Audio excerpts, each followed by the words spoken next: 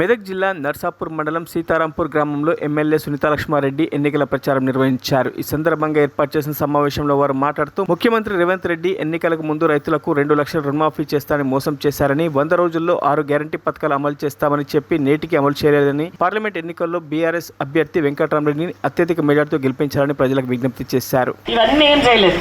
మళ్ళీ ఇంకొకటి ఏమైంది, ఆ రోజు ఇంటింటికి తిరిగి 6 గ్యారంటీలు అని కార్డులు వంచిందా లేదా, బాడీ పేపర్లు వంచిందా లేదా, మరి అవన్నీ వేసిందా? వాళ్ళు ఏమంటున్నారు, ఇప్పుడు ఎక్కడ వేదికలకు ఎక్కినా ఇప్పుడు అక్కడ జగ్గారెడ్డి వచ్చింది, జగ్గారెడ్డి కూడా అదే చెప్తున్నాడు, ఏమని 6 గ్యారంటీల 5 చేసేసినామని చెప్తున్నాను. నేను ఒక్కొక్కటి అడుగుతా, మీరు చెప్పండి వచ్చినాయా లేదా. మహాలక్ష్మి పథకం మొదటిది మహాలక్ష్మి పథకం. మహాలక్ష్మి పథకంలో 3 ఉన్నాయి. ఒకటి బస్ అయితే ఫ్రీ వచ్చింది, కానీ మన ఆటోలు నడుస్తున్నాయా?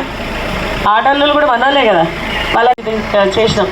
ఇప్పుడు దాన్ని బీటీ రోడ్గా కూడా తప్పకుండా మారుస్తామని చెప్పేసి కూడా ఈ సభాముఖంగా మీ అందరికీ తెలియజేస్తూ, ఇక్కడ ఉన్న వాళ్ళు లేనటువంటి వాళ్ళకి చెప్పండి, ఇక్కడ ఉన్న వాళ్ళు చుట్టాలకు చెప్పుకోండి.